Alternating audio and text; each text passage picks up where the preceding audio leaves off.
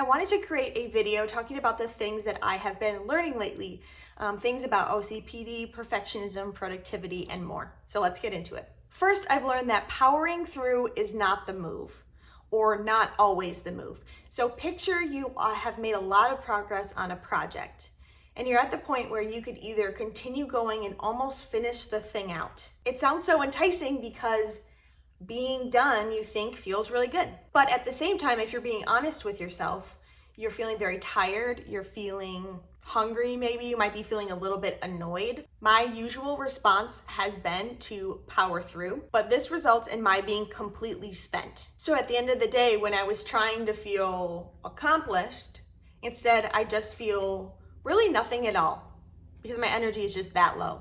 So my question is, how can we move away from being constantly pulled to the idea of pushing through? And I have a few ideas. The first is it's worth taking an energy inventory when you're partway through whatever you're working on. How are you feeling? How are you doing? Are you hungry? Go take care of all of those basic needs and then come back and decide realistically.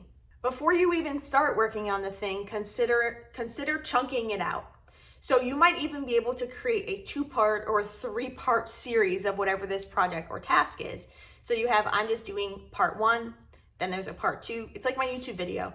I don't usually write script, film, edit, and publish, upload on the same day. I have natural chunks of space that I can use to do these things, and I don't have to go immediately right after the other or with that all or nothing thinking. Also, before starting, requiring those chunks and those breaks of self-assessment. Next, I've learned that doing a little bit of everything beats doing nothing at all. So I find that if I am about to do a project or task, I would like it to be done all together where I can fully dedicate myself to it, maybe full 4 hours straight. But my question to you is, do you ever get 4 hours of uninterrupted time? I don't really realistically get that. So what I do is I keep pushing off those tasks because I'm like, I don't have the time. I only have these hour chunks of time.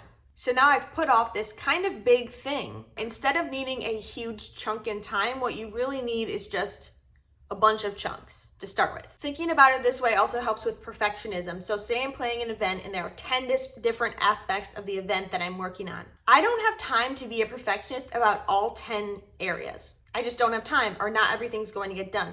Only 2 of the 10 areas are going to be done and there's going to be no guests at the party. Or everything's going to be done, but I am not going to be okay. Some is better than none.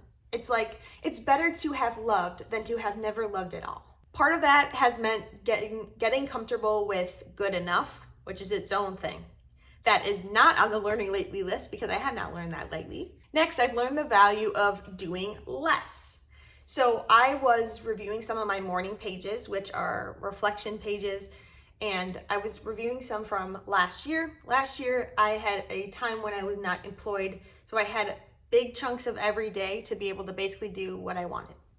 And I was berating myself in the journal and saying, I haven't been using this time wisely, I haven't been doing anything, even though I have all this freedom to do so. What's interesting is that in the same entry, I also talked about how I had gotten back on my weekly YouTube posting routine, and I had posted videos on Sundays 4 weeks in a row. If you subscribe to me in the last year, it's pretty typical that I have weekly videos.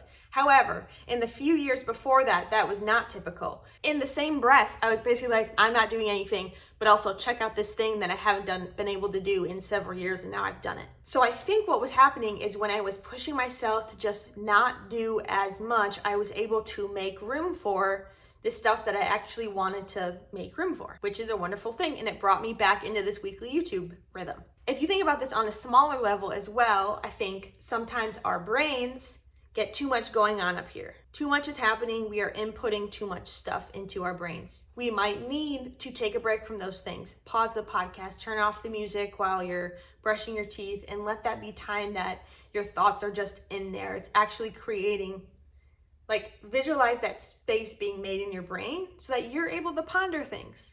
Maybe you're going to come up with an idea or get excited about something that you're still going to be doing a year from now, like me. Next, I've learned about relearning. So a few weeks ago, I posted a video about how to say no.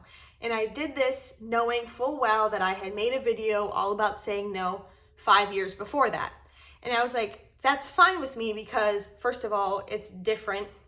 I'm talking about different things in it. And second, I make videos about what I'm working on in the current moment. And that was what I was working on again, even though I'd already worked on it 5 years ago. So this is just reminding me that healing is a process and not a project. It is not time bound. It's not a bunch of SMART goals. It's also not a one and done. So something that you've worked on in the past and gotten pretty good at doesn't mean you're always going to be good at it forever, or that method is going to keep working for you forever.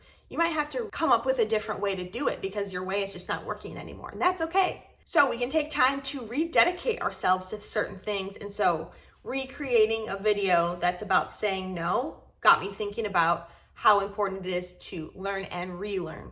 That is the end of today's video. If you are willing to share what you have been learning lately, please feel free to leave me a comment in the comments. I would love that. I'll have you know that I read every single comment that comes on my videos, and while it sometimes takes me many months to reply, just know that I really do appreciate them. I read them, they make my day.